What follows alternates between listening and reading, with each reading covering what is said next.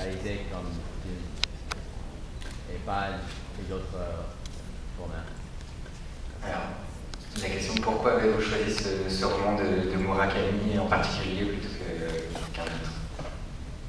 C'est simplement parce que c'est le premier que j'ai lu de lui. Voilà, comme j'ai beaucoup aimé le livre et je n'ai pas, comme toujours dans ma façon de travailler, je n'ai pas cherché à lire d'autres livres de lui. Voilà, j'ai lu ses livres seulement après avoir tourné le film et vers la fin du montage du film. Et là, j'ai commencé à lire d'autres livres. Voilà.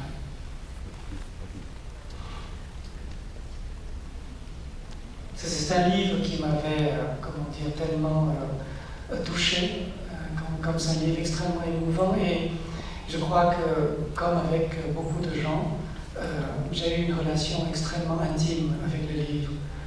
C'est une sensation que je n'ai pas eue avec d'autres livres, d'autres auteurs. Et Murakami a cette capacité de vraiment, entrer dans une sorte d'intimité très grande avec le lecteur. Et en lisant le livre, quelque part, j'avais l'impression que le livre me découvrait, voilà, me révélait d'une certaine manière et a réveillé des choses extrêmement profondément ancrées. Et c'est la raison pour laquelle je voulais en faire un film. J'ai lu en 1994 le livre et il a fallu attendre jusqu'à il y a 5 ans pour pouvoir parler à l'auteur. Parce que ce que je ne savais pas, c'est que Murakami ne voulait pas qu'on adapte ses livres. Donc après 1994, après avoir lu le livre, à chaque fois que j'allais au Japon, je disais toujours que j'ai envie de l'adapter. Et personne n'a réagi à mon désir. Quelque part, aucun producteur n'est venu me dire ah, tiens. Et du coup, c'est parce que je ne savais pas cette réalité sur Murakami. Et bien sûr, les Japonais ne vous disent rien. Du coup, j'ai continué à toujours dire que j'ai envie de faire ce. Et il y a 5 ans, quand je suis allé au Japon pour autre chose, et je l'ai dit de nouveau.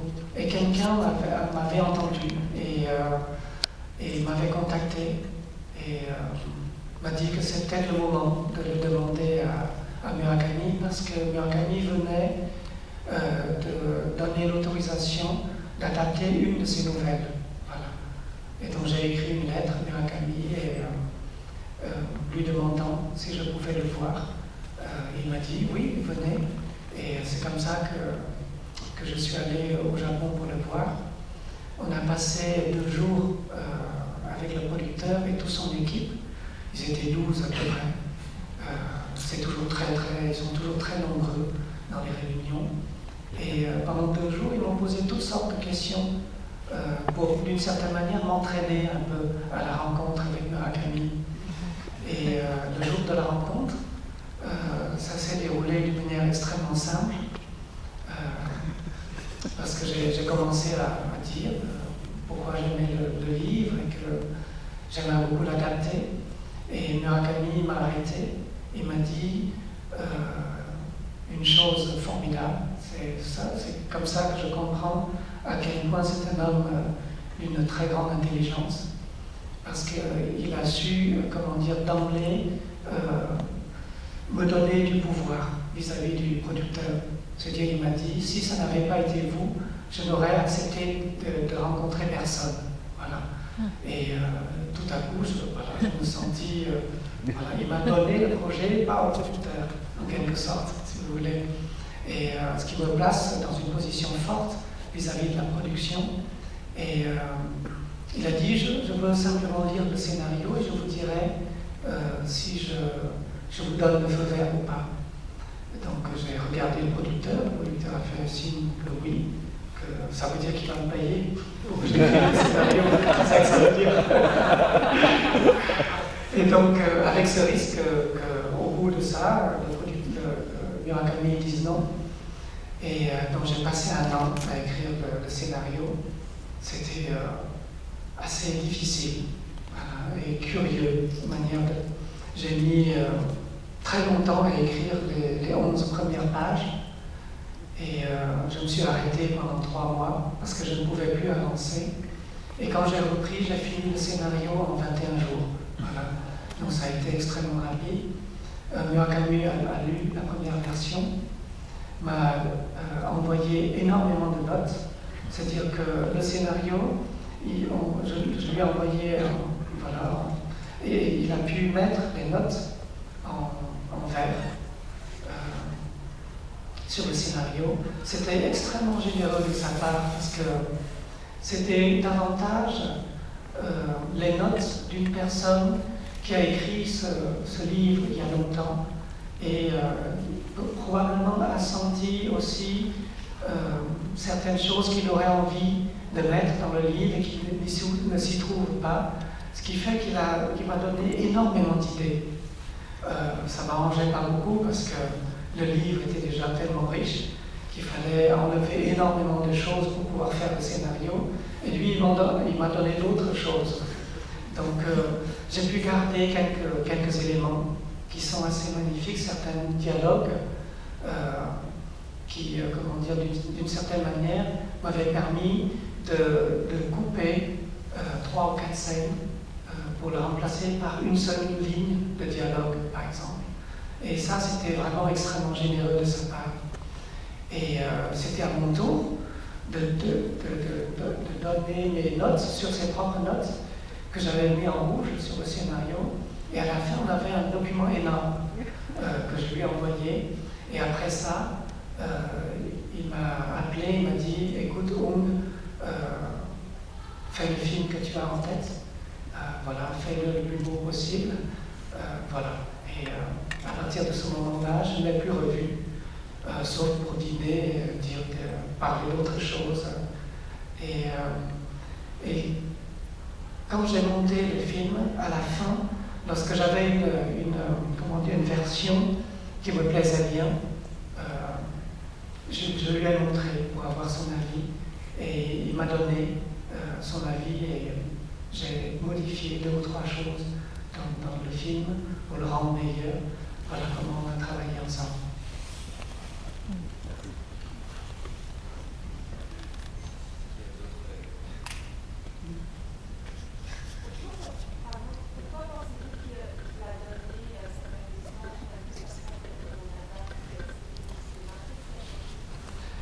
On n'en a jamais discuté vraiment de ça avec lui, mais j'ai l'impression que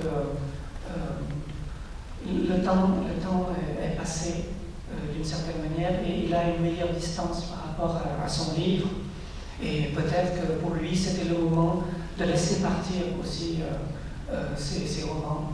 Et comme c'est aussi quelqu'un qui est extrêmement cinéphile, il connaît énormément de films, il a vu beaucoup de choses, probablement beaucoup plus que moi. Et je crois qu'il a vu dans mes films quelque chose qui pouvait fonctionner avec son univers. C'est peut-être pour ça qu'il m'a donné l'autorisation. Mais on n'a jamais vraiment discuté de ça ensemble.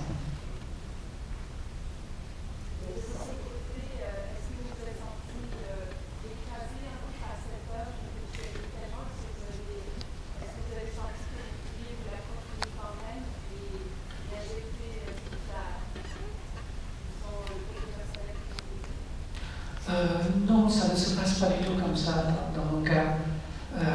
Je veux dire par là que quand j'adapte un livre, je n'adapte pas le livre, je n'adapte pas l'histoire, j'adapte les émotions que je ressens quand je lis le livre.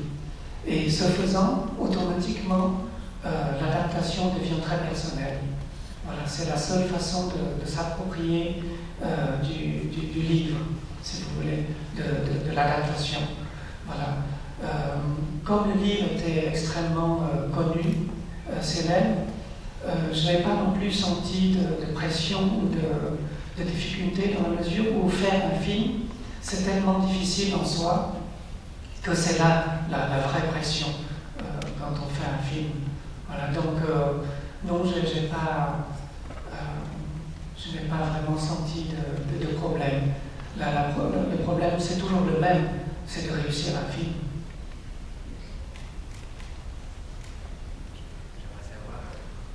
J'aimerais savoir peut-être comment s'est passée la collaboration avec Jonny Greenwood de Radiohead qui a fait la musique.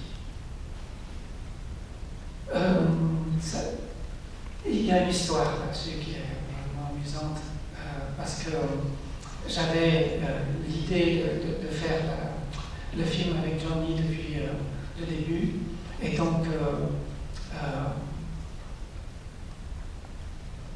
je l'ai rencontré à Tokyo quand il faisait la tournée avec Radiohead pour l'avant-dernier album.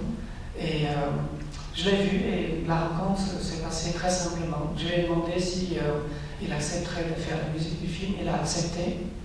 Et puis, quelques mois plus tard,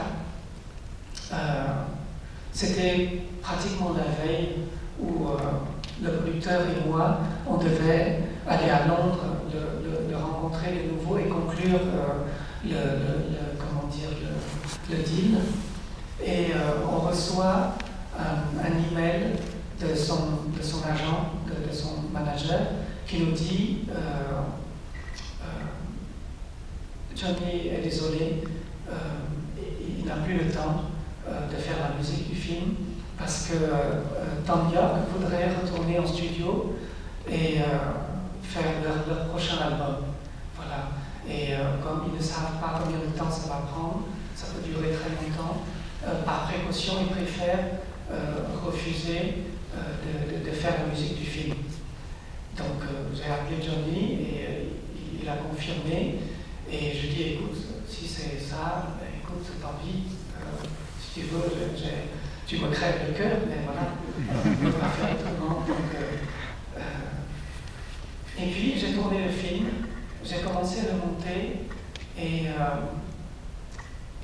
au fur et à mesure, de nouveau, je repensais à Jonny, je dis, c'est pas possible, il me faut sa musique. Donc j'ai pris la musique qu'il avait faite pour There Will Be Blood et j'ai placé sur le film et c'était merveilleux. Voilà, ça fonctionnait parfaitement. Le soir même, j'envoie un mot à Jonny, je dis écoute Jonny, j'ai mis la musique de There Will Be Blood sur le film et c'est magnifique. Il faut absolument que tu fasses la musique du film parce que la sonorité que tu as, c'est pour mon film. Il m'envoie un mot et me dit oh tu es complètement fou, qu'est-ce que cette musique d'Irlandais à voir avec mon film japonais. Je lui dis, mais écoute-le. Donc je lui envoie des extraits du film avec la musique de There Will Be Blood dessus. Quand il a entendu, il m'a appelé, il me dit, écoute, si tu acceptes qu'on fasse la musique du film avec un sextuor à cordes, je pense que j'ai le temps de le composer pour toi et le temps de l'enregistrer. Donc, abandonnons cette idée de l'orchestre qu'on avait au début du film, au début de notre discussion. Je dis d'accord, partons comme ça. Et au fur et à mesure qu'on travaillait, il est revenu en arrière et dit non, il me faut l'orchestre.